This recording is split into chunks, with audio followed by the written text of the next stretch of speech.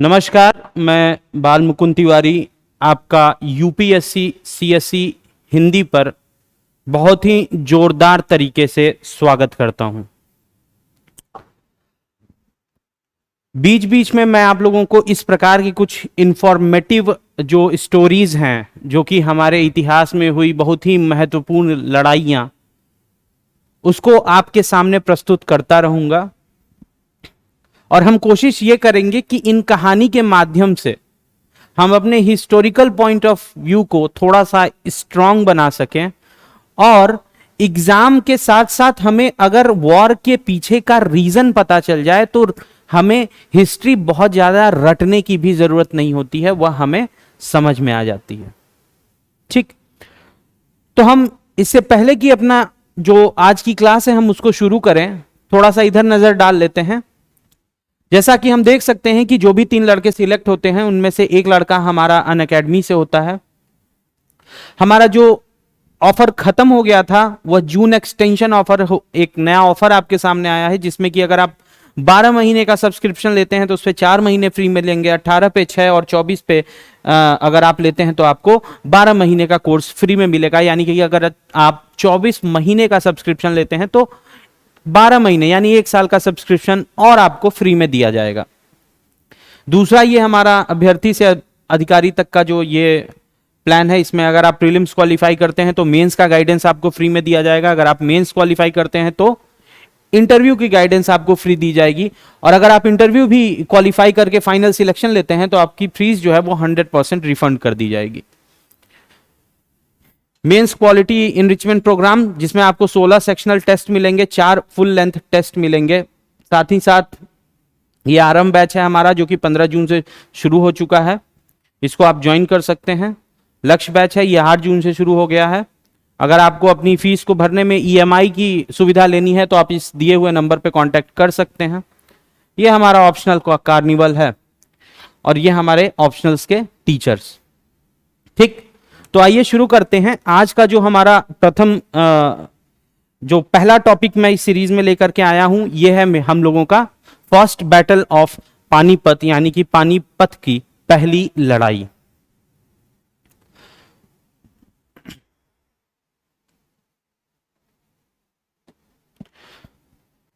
तो तारीख है 21 अप्रैल 1526। 21 अप्रैल 1526 के दिन हुई यह घटना मात्र दिल्ली पर राज्य करने के लिए नहीं बल्कि पूरे भारत पर राज्य करने के लिए मानी जाती है। आज से लगभग 500 साल पहले हरियाणा प्रदेश का पानीपत जिला भारत के इतिहास का गवाह बनने जा रहा था। भारत के इतिहास के गवाह अगर मैं कहूं तो यह इसलिए क्योंकि अगर आज के दिन यानी इस दिन 21 अप्रैल 1526 के दिन अगर यह घटना न हुई होती तो भारत की जो इतिहास था या भारत का आने वाला जो भविष्य था उसमें ना तो हमें ताजमहल देखने को मिलता, ना लाल किला देखने को मिलता, भारत की तहजीब अलग होती, भारत के जो परंपराएं हैं वो अलग होती, और मुख्य रूप से देखा जाए तो भारत में जो परिवर्तन जिस पॉइंट पे आया वह पॉइंट जो था वह था 21 अप्रैल 1526 का। इस दिन प्रथम युद्ध लड़ा जाता है पानीपत का, जिसमें 2 पक्ष आपस में भिड़ते हैं। पहला पक्ष है जहीरुद्दीन मोहम्मद बाबर।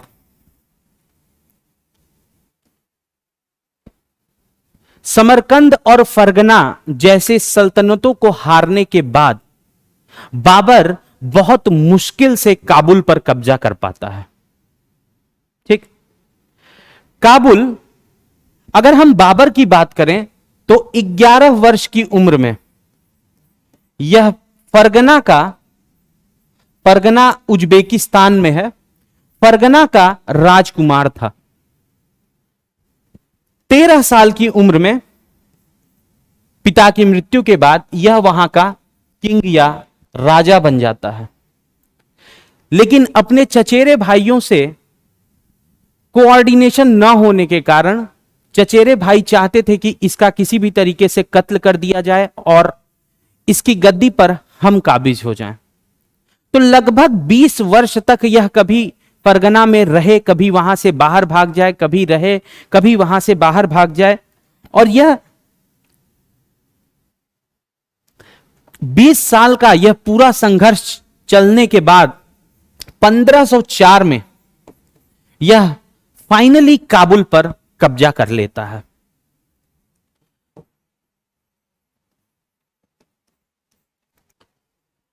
और कहते हैं कि जब बाबर काबुल में आकर के रहना शुरू करता है, वहीं से इसका भारत के प्रति इंटरेस्ट या भारत के की तरफ जो जिज्ञासा थी इसकी, वह शुरू होती है।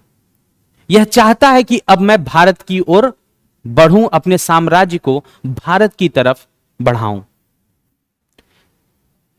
तो जैसा कि मैं आपको बता रहा था कि इस लड़ाई में दो पक्ष थे। पहला पक्ष था बाबर, जो कि काबुल 1504 में कब्जा करने के बाद भारत की तरफ देखता है, और जो उसके सामने जो ऑपोजिशन में खड़े रहते हैं वह रहता है दिल्ली का सुल्तान इब्राहिम लोधी। सुल्तान इब्राहिम लोधी उस समय दिल्ली सल्तनत की गद्दी पर बैठा हुआ था। इब्राहिम लोधी की अगर बात करें तो इब्राहिम लोधी का एक छोटा भाई था जिसका नाम था सिकंदर लोधी।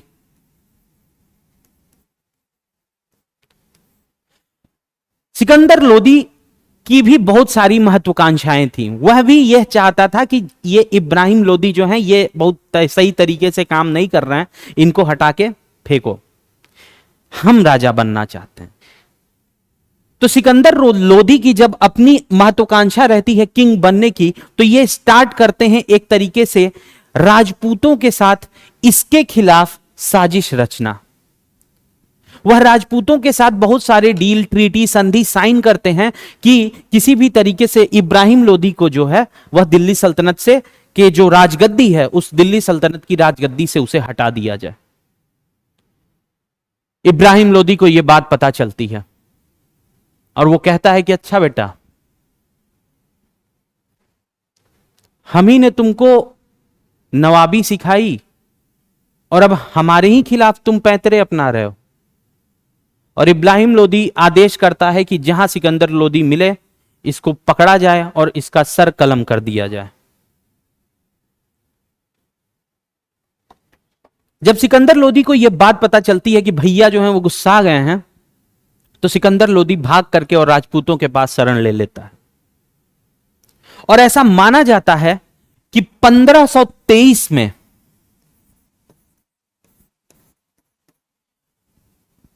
ये एक लेटर लिखता है, एक इनविटेशन देता है बाबर को और कहता है कि हे बाबर, पूरी दिल्ली तुम्हारा इंतजार कर रही है। इब्राहिम लोधी से कुछ हो नहीं पा रहा है, ये बहुत ही मूर्ख टाइप का सुल्तान है। तुम जल्दी आओ, इसको मारो पीटो और आकर के यहां पर कब्जा करो। तो ऐसा कहते हैं कि 1523 में बाबर को सिकंदर लोधी के द्वारा इनविटेशन दिया जाता है कि तुम आओ और आकर के भारत पर आक्रमण करो। और यह काम कौन कर रहा था इनविटेशन भेजने का? सिकंदर लोधी, जो कि राजपूतों के पास जाकर के शरण लिया हुआ था। अब 1523 में क्या होता है कि बाबर को सिकंदर लोधी का निमंत्रण मिलता है। बाबर खुश, वैसे ही उसकी महत्वाकांक्षा थी कि मैं दिल्ली पर राज करूं। तो बाबर 1524 में क्या करता है कि लाहौर पर अटैक करता है, और उस समय का लाहौर जो था वह पूरे पंजाब को कहा जाता था। तो 1524 में क्या होता है कि बाबर पूरे पंजाब यानी कि लाहौर पर कब्जा कर लेता है और वहां पर एक अपना गैरिसन मतलब होता है एक ऐसा कहिए कि टुकड़ी तैयार कर देना या टुकड़ी को अपने तैनात कर देना। तो 1524 में क्या होता है कि बाबर लाहौर पे अटैक करता है और वहां पर अपना एक सैनिकों की एक टुकड़ी तैयार करके वापस काबुल लौट जाता है। वापस काबुल लौटने के बाद 1525 में बाबर जो है वह दोबारा से भारत के अंदर एंट्री लेता है। और जब वह 1525 में दोबारा जब वो भारत में प्रवेश करता है तो 17 नवंबर 1525 को वह पेशावर के निकट हारो नदी पर कब्जा कर लेता है। और हारो नदी पर यानी 17 नवंबर 1525 को जब वह हारो नदी पर कब्जा करता है, उसके बाद वहां से वह 28 दिन लेता है सिंधु नदी तक पहुंचने के लिए। अब बाबर बिना रोक टोक भारत में घुसता चला आ रहा है। वह सिंधु नदी तक पहुंच जाता है और सिंधु नदी को उसने 15 दिसंबर को पार कर लिया। 15 दिसंबर 1525 को वो क्या करता है, सिंधु नदी को पार कर लेता है। और यहां पर वह लिखता है अपनी किताब में, चूंकि बाबर बहुत बड़ा एक लेखक भी था, वह चीजों को लिखता भी रहता था, तो वह लिखता है कि अच्छे बुरे मिला करके मेरे पास 10 से 12 हजार सैनिक हैं केवल। तो यानी कहने का मतलब यह है कि बाबर जब अटैक करता या जब इंडिया में घुस रहा होता है तो उसके पास बहुत भारी मात्रा में सैनिक नहीं रहते हैं। ठीक। और जब वह सिंधु नदी को पार कर लेता है तो वह इस बात को लिखता भी है कि अच्छे और बुरे को मिलाकर के मेरे पास 12,000 कुल सैनिक हैं। लेकिन अगर यह कहा जाए कि उसके पास सैनिक नहीं थे तो फिर वह इतनी हिम्मत कहां से ला रहा था कि वह अटैक कर पाए, वह सल्तनत के खिलाफ अटैक करे। तो जो मेन बाबर के साथ जो 12-13 हजार के जो भी सैनिक मौजूद थे वह ऐसे वैसे सैनिक नहीं थे, वह हाई ट्रेंड प्रोफेशनल सैनिक थे। उन्होंने बाबर के साथ न जाने कितनी लड़ाइयां ईरान, समरकंद, काबुल हर जगह पर लड़ी हुई थी। तो उन्हें वो एक तरीके से कहिए कि वो ट्रेंड सैनिक थे जो हर प्रकार के कंडीशन में लड़े हुए हों, मजे हुए खिलाड़ी जिन्हें कहा जाता है। और इन्हीं के दम पर जो है वह बाबर बढ़ता चला जा रहा था। फिर अंत में क्या होता है कि वह रोपड़ से होते हुए वह अंबाला पहुंचता है और अंबाला से वह सीधे कहां पहुंचता है, सारस्वा। सारस्वा जब बाबर पहुंचता है तो यहां पर वो लोग विराम करते हैं, थोड़ा देर ठंड लेते हैं, पानी वानी पीते हैं। और वहां पर बाबर क्या करता है कि लगभग 600 से 700 बैलगाड़ियां खरीद लेता है। बाबर अपने समय का सबसे स्मार्ट, मैं अगर कहूं ना कि जिसे जो सबसे स्मार्ट राजा जिसे कहा जाए, जिसे वॉरफेयर का हर चीज पता हो, उसको यह पता हो कि मुझे किस तरीके से समीकरण को बैठाना है कि मेरी जीत निश्चित हो जाए।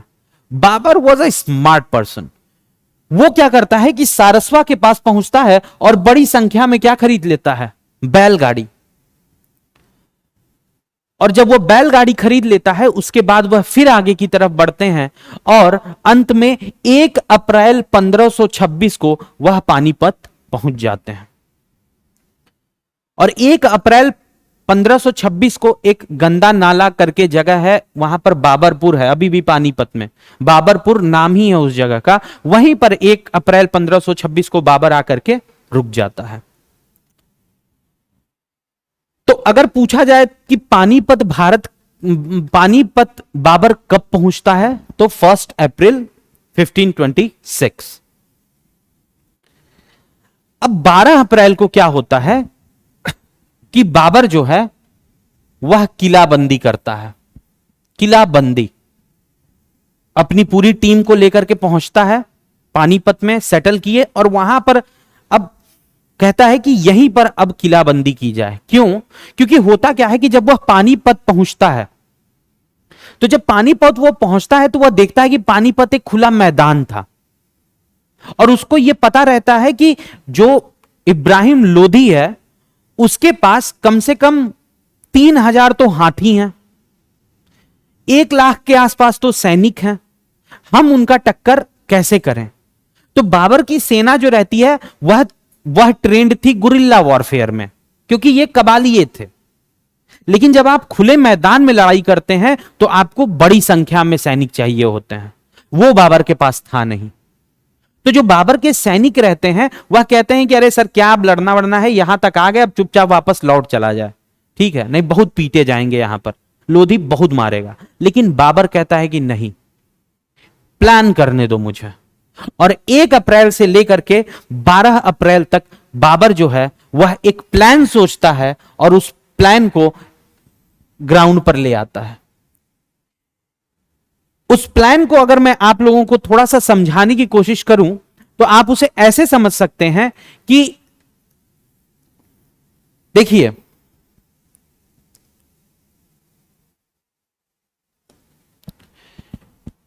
पानीपत में बाबर जिस जगह पे था, इधर थी यमुना, यमुना नदी थी, ठीक, ये हो गई आपकी यमुना। इधर पानीपत का टाउन था, शहर।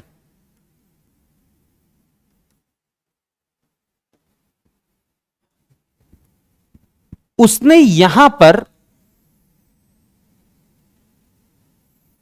एक गड्ढा खुदवाया, ट्रेंच,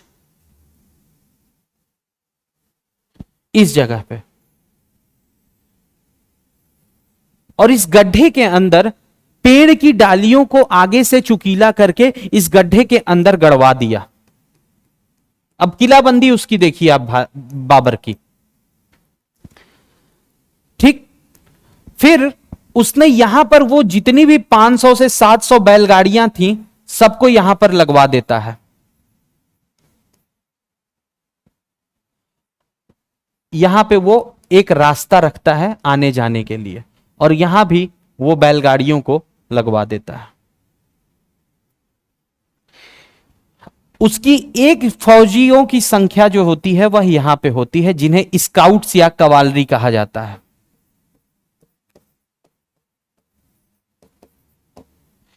ये जो मेन गेट रहता है, यहां पर डिलेइंग ट्रूप्स, मतलब ऐसे सैनिक होते थे जो कि डिले ट्रूप्स,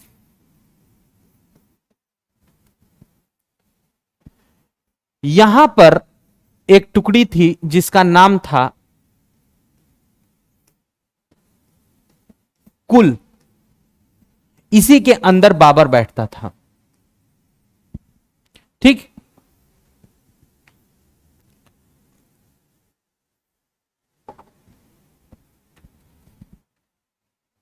यहां बाईं तरफ एक टुकड़ी थी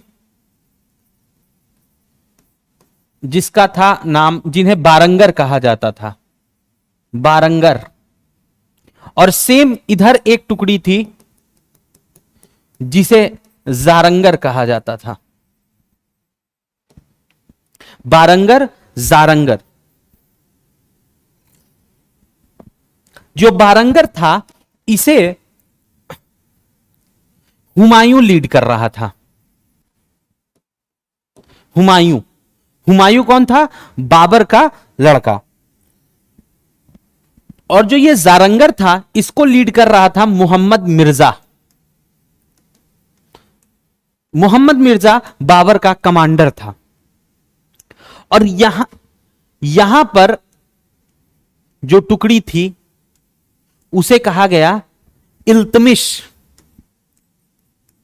इल्तमिश, ये इल्तमिश जो थे ये बेसिकली कैनन यानी तोप वाले लोग थे। तो अब किलेबंदी जो थी वह इस प्रकार की थी बाबर की।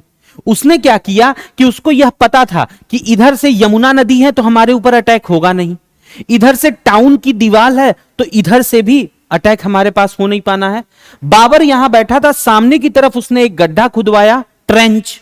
उस ट्रेंच के अंदर चुकीली लकड़ियों को गाड़ दिया और उसके ऊपर फूल पत्तियां बिछा दिया, पत्तियां झाड़ियां ऐसे बिछा दिए, एक तरीके का गड्ढा, और बीच में एक रास्ता खुला रखा। सामने जो थे ये थे स्काउट्स या कवालरी। इनका काम था कि आगे इधर से अगर कोई सेना आ रही है तो यह पीछे की तरफ इंफॉर्मेशन देते थे कि क्या होने वाला है, सेना कहां आ रही है। इनका काम था ये। ये जो थी ये थी डीले ट्रूप्स, कि अगर स्काउट्स इतर बितर हो जा रहे हैं तो हम कुछ देर तक यहां पर डिले करेंगे। और यहां पर बारंगर और जारंगर दो लेफ्ट और राइट में ग्रुप थे, जिसे एक तरफ हुमायूं लीड कर रहा था और एक तरफ से मोहम्मद मिर्जा, और बाबर यहां बीच में बैठा हुआ था अपनी टुकड़ी के साथ जिसे कुल कहा गया, और उसके लेफ्ट और राइट दोनों ओर कैनन्स यानी तोपें रखी, तोप की एक टीम थी जिसे इल्तमिश कहा गया। इस पूरी लड़ाई में तीन चीजें बाबर के जो फेवर में या उसके साथ जो कहिए कि प्लस पॉइंट था, वह थी पहली match lock gun. Match lock gun यानी वो जो राइफल हम लोग यूज करते हैं उसी का पुराना वर्जन। दूसरा उसके साथ प्लस पॉइंट था कि उसके पास तोपें थी। तीसरा प्लस पॉइंट उसके पास जो था वह थे घुड़सवार तीरंदाज, जो चलते हुए घोड़े से भी तीर मारने में 200-200 गज 250-250 गज तक वो लोग क्या करते थे कि दौड़ते हुए घोड़े पर बैठे बैठे वो तीर मार देते थे। तो वही जो तीरंदाज थे वह इस ग्रुप में थे। ठीक, तो ये बाबर का किलाबंदी थी। यानी कि यहां पर आपको यह देखने को मिलेगा कि Babar was not in attacking mode, वह अटैक नहीं करना चाह रहा था, वह डिफेंसिंग मोड में था कि अगर हमारे ऊपर हमला होता है तो हम उसे किस तरीके से रोक करके और हराएंगे उन अगली टीम को। तो इसके लिए जो चीज रिक्वायरमेंट थी वह यह थी कि अगली पार्टी अटैक करे। बाबर वॉज ट्राइंग कि जो लोदी है, इब्राहिम लोदी, वह पहले अटैक करे। और लोदी भी अब लोदी जो है वह भी सोच रहा था कि वो अपनी सेना लेकर के पहुंचता है। तो लोदी जब आता है तो लोदी अपने फर्स्ट राउंड में रखता है यहां पर लगभग 3000 हाथी। 3000 हाथी, हालत खराब। उसके पीछे 1,00,000 सैनिक।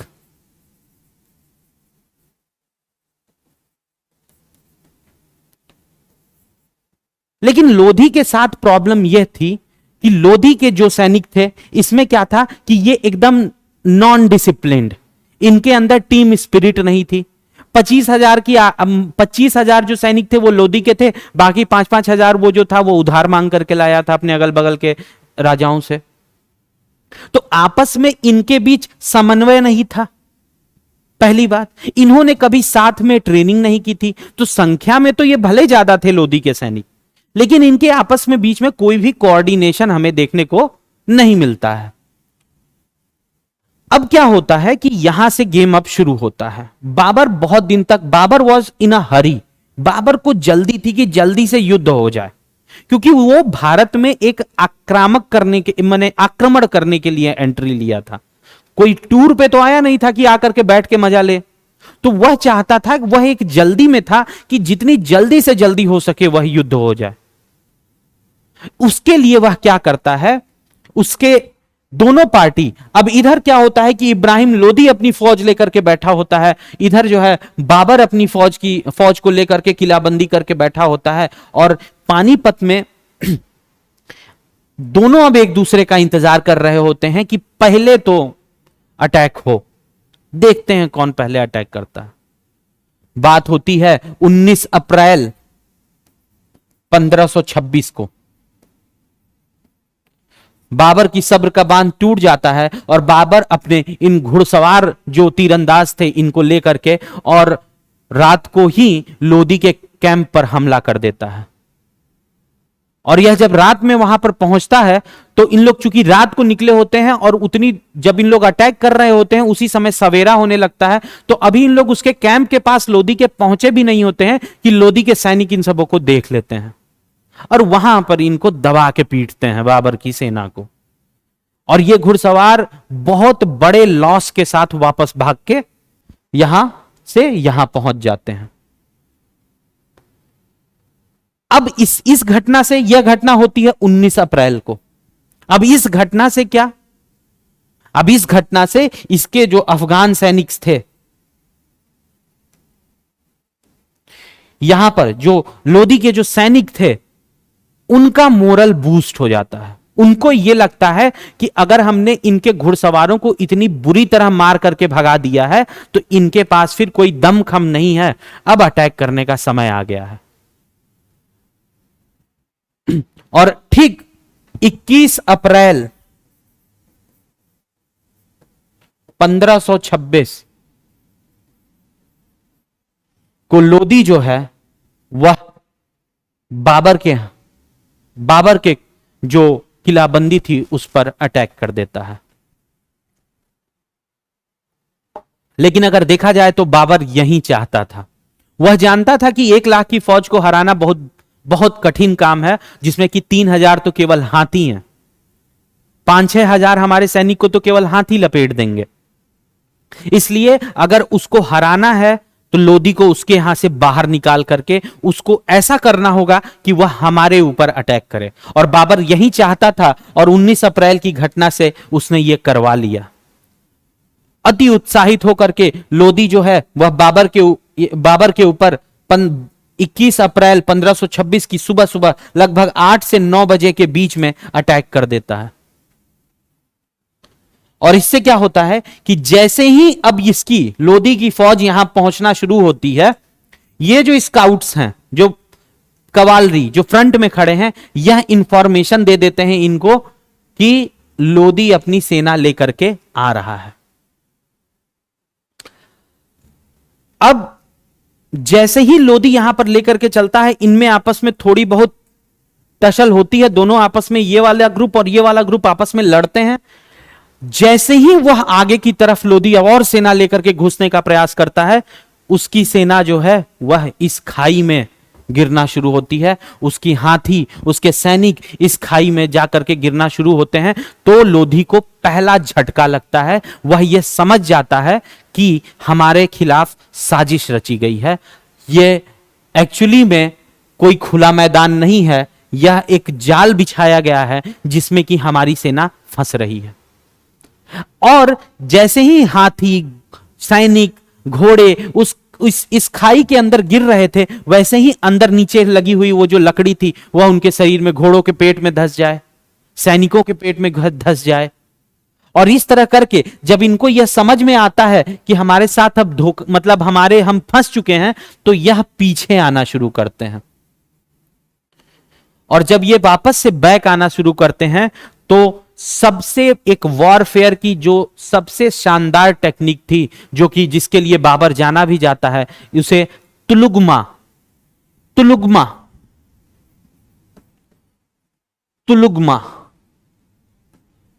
की टेक्निक को बाबर अपनाता है। तुलुगमा की टेक्निक ये कहती थी कि ये जो बारंगर थे और ये जो जारंगर थे, ये लेफ्ट और राइट दोनों ओर से आकर के और इनको घेरेंगे। अब इनके ऊपर आगे से भी हमला हम करेंगे और दाहिने बाएं और चारों ओर से इसकी लोदी की सेना को घेर लेंगे। और यही होता है। 2 से 3 किलोमीटर की दूरी में कम से कम 7 से 8 हजार की सेना फंस जाती है। और ये 12,000 के जो सैनिक थे, उसमें से 1 लाख के सैनिकों के ऊपर ये भारी पड़ने लगे थे। अंत में जो लोदी अपना हाथी पर बैठा हुआ था, ऊपर तो उसका एक सैनिक आता है, एक सिपाही सलार आता है और आकर के कहता है कि सुल्तान वापस लौट चलते हैं। अगर हार गए तो कुछ हो नहीं सकता है, लेकिन अगर यहां से चले गए तो हो सकता है कि कल को हम इसको दोबारा से हरा दें। तो इब्राहिम लोदी कहता है कि तुमको दिख नहीं रहा है कि मेरे कितने सैनिक यहां पर मर रहे हैं?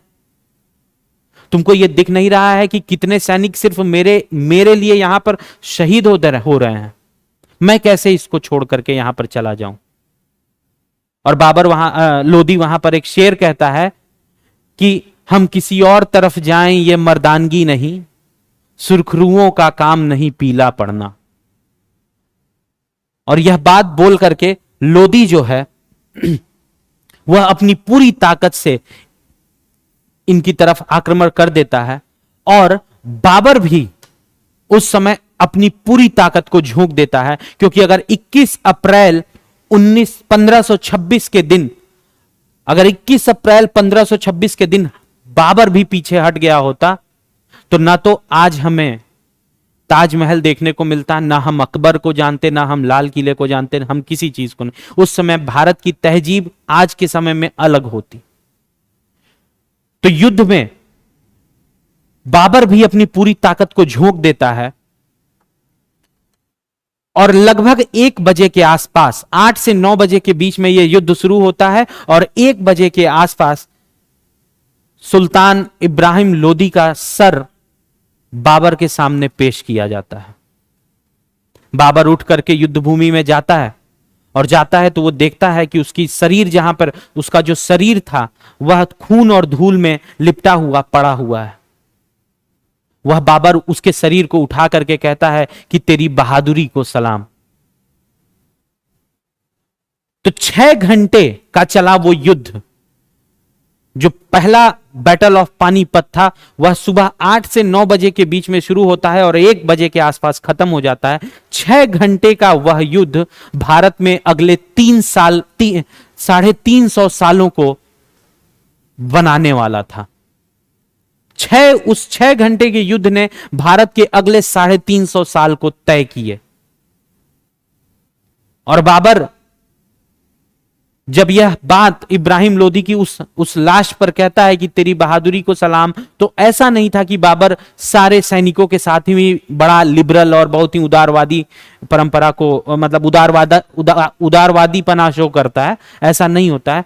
बाबर इस ट्रेंच में से निकाल करके एक एक सैनिकों के गर्दन को कटवाता है और ऐसा कहते हैं कि उन जितने भी सैनिक थे उनके सरों को कलम कराने के बाद, चूंकि बाबर मंगोल उसके पूर्वजों से अपने आप को जोड़ता था, तो अपनी परंपरा को निभाते हुए वह उन जितने भी सैनिक वहां पर घायल पड़े थे सबके गर्दनों को कटवाता है और 35 से 40 फीट ऊंची एक मीनार बनवाता है उससे। कुछ सैनिक जो इब्राहिम लोदी के मौत के बाद से वापस भी भाग जाते हैं, जो वापस भागते हैं, तो इसकी जो सेना होती है वह उनको दिल्ली आगरा तक दौड़ाते हुए लेकर के जाती है और जहां भर पर भी वो उनको पाते थे उनके सर को कलम करते थे और वहां पर मीनारें बनवाई जाती थी, या एक टावर कहिए उनके सरों की बनवाई जाती थी। क्योंकि यह मंगोल परंपरा थी कि युद्ध जीतने के बाद वह दुश्मनों के सरों को काट करके और इमारत बनवाया करते थे।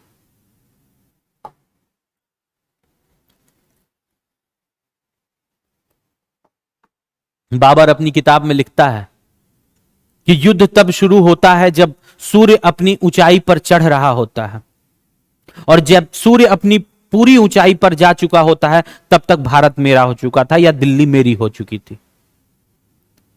और इस तरीके से इस लड़ाई के जो पहला बैटल ऑफ पानीपत हुआ, इसके उस 6 घंटे ने भारत के आने वाले 350 साल के जो इतिहास हम आज पढ़ते हैं उसका वह पानीपत गवाह बनता है। ठीक, तो ये देखिए, आप देख रहे होंगे इस फोटो में आप देखेंगे कि इधर ये वो शहर है पानीपत का, इधर ये यमुना जी हैं, ये इधर इसकी सेना खड़ी है बाबर की, ये आर्चर बैलगाड़ी लगाए हुए, और उधर वो लोदी है। और इस तरीके से, चूंकि ये पेंटिंग तो अकबर की है क्योंकि अकबर भी इसको फॉलो करता था, हारने के बाद वह टावर बनवाए वो भी सरों का। तो इस तरीके से ये आप देख रहे हैं, ये लोग क्या किया करते थे, एक टावर बनवाते थे जीतने के बाद अपने दुश्मनों की।